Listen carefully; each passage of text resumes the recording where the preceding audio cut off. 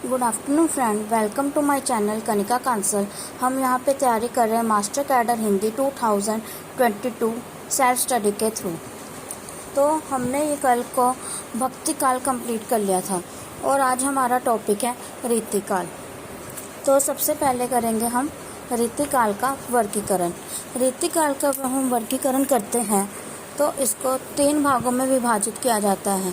रीतिकाल में हमें रीति सिद्ध काव्य धारा मिलती है, रीतिबद्ध काव्य धारा मिलती है और रीति मुक्त काव्य धारा मिलती है।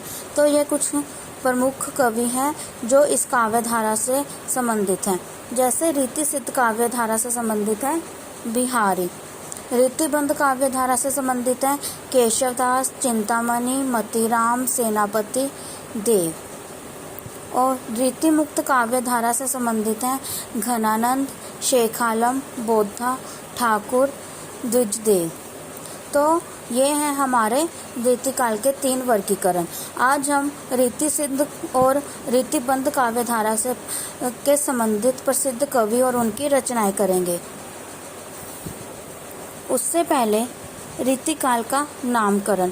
जिस तरह से हमने आदिकाल का नामकरण देखा था, अलग अलग विद्वानों के द्वारा अलग अलग नाम दिए गए थे, इसी तरह से रीतिकाल को भी अलग अलग विद्वानों द्वारा अलग अलग नाम दिए गए हैं। सबसे पहले रीतिकाल को रीतिकाल का नाम दिया आचार्य रामचंद्र शुक्ल जी ने। आचार्य रामचंद्र शुक्ल जी के अनुसार रीतिकाल। मिश्र बंधु विनोद के अनुसार अलंकृत काल। विश्वनाथ प्रसाद मिश्र के द्वारा या के अनुसार श्रृंगार काल। रमा शंकर शुक्ल रसाल के अनुसार कला काल और त्रिलोचन जी के अनुसार अंधकार काल। इनमें जो 2 इम्पोर्टेंट हैं, ये 2 इम्पोर्टेंट हैं।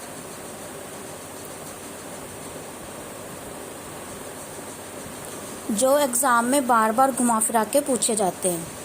तो चलिए स्टार्ट करते हैं रीति सिद्ध और रीतिबद्ध काव्य धारा से संबंधित प्रमुख कवि और उनकी रचनाएं। तो सबसे पहले हमारे पास बिहारी जी। बिहारी जी जो हैं वो जय सिंह के राज दरबारी कवि थे।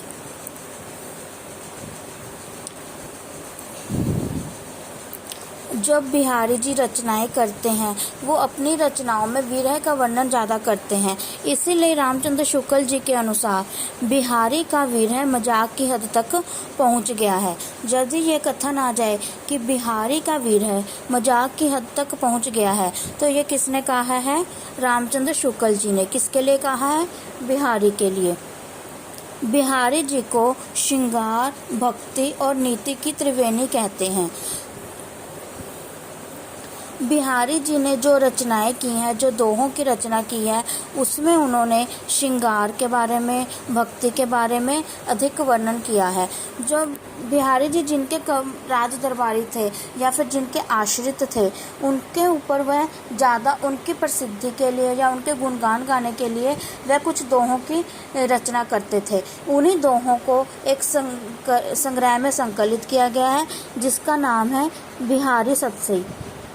बिहारी जी की एकमात्र रचना है बिहारी सतसई, जो मुक्तक काव्य में मिलती है और इसमें प्रसिद्ध है श्रृंगार रस।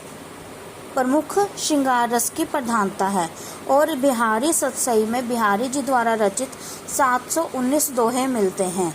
तो ये थे बिहारी जी से संबंधित। रीतिकाल के हम जितने भी कवि करेंगे उनकी मुख्य भाषा ब्रज है। रीतिकाल में ब्रज भाषा प्रमुख है। अधिकतर कवियों ने ब्रज भाषा में ही रचनाएं की हैं। तो हमारे एक कवि हो गए हैं बिहारी जी, दूसरे हैं हमारे केशवदास। ये रीतिबद्ध काव्य से संबंधित हैं। इनके बारे में पढ़ते हैं। केशवदास जी रीतिबद्ध काव्य के कवि हैं, रीति काव्य के प्रथम आचार्य हैं। जब हम केशवदास जी को पढ़ते हैं तो हमने इनको आदिकाल में भी पढ़ा है। तब मैंने आपको बताया था कि अगर काल के अनुसार पूछ लिया जाए तो केशव जी काल के अनुसार आदिकाल के व्यक्ति हैं या कवि हैं, लेकिन रचना के आधार पर जो उनकी रचनाएं हैं या फिर रचनाओं में जो उनका विशेष मिलता है उसके आधार पर क्या है, वो रीतिकाल के कवि हैं और ये रीति काव्य के प्रथम आचार्य माने जाते हैं। इनको हृदयहीन कवि भी कहा जाता है। हृदयहीन कवि किसे कहा जाता है? केशवदास जी को। रामचंद्र शुक्ल जी ने इन्हें कठिन काव्य का प्रेत कहा है। ये इम्पोर्टेंट है। इनको रीतिकाल के प्रवर्तक कवि भी माना जाता है। इनकी भाषा ब्रज है। रीतिकाल के जितने भी कवि हुए हैं उन्होंने ब्रज भाषा में अपनी रचनाएं की हैं। केशवदास जी की रचनाएं। रामचंद्रिका, इनकी जो रचना है, जो काव्य संग्रह है रामचंद्रिका, इसको छंदों का अजायब घर भी कहा जाता है। ये भी इम्पोर्टेंट है। छंदों का अजायब घर किसकी रचना को कहा जाता है? केशवदास की रचना को। रामचंद्रिका को, केशव द्वारा रचित रामचंद्रिका को क्या कहा गया है? छंदों का अजायब घर। नेक्स्ट है विज्ञान गीता। ये भी इम्पोर्टेंट है। ये एक प्रबंध काव्य है। रसिक प्रिय, ये भी इम्पोर्टेंट है।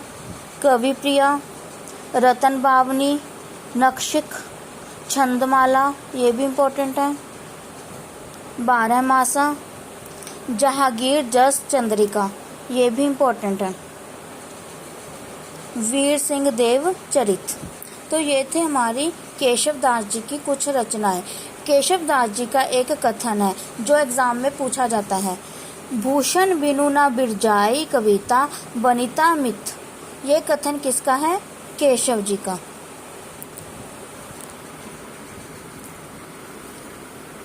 तो हमारे नेक्स्ट कवि हैं चिंतामणि। जिस तरह से हमने पढ़ा था कि केशवदास जी को रीतिकाल का प्रवर्तक कवि माना जाता है, लेकिन आचार्य रामचंद्र शुक्ल जी ने चिंतामणि को प्रवर्तक कवि कहा है। किसने कहा है? रामचंद्र शुक्ल जी ने। कुछ रचनाओं में, कुछ काव्य संग्रह में, कुछ अपने रचनाओं में चिंतामणि जी अपना नाम मणिमाला भी लिखते हैं। इनका मूल नाम है मणिमाल।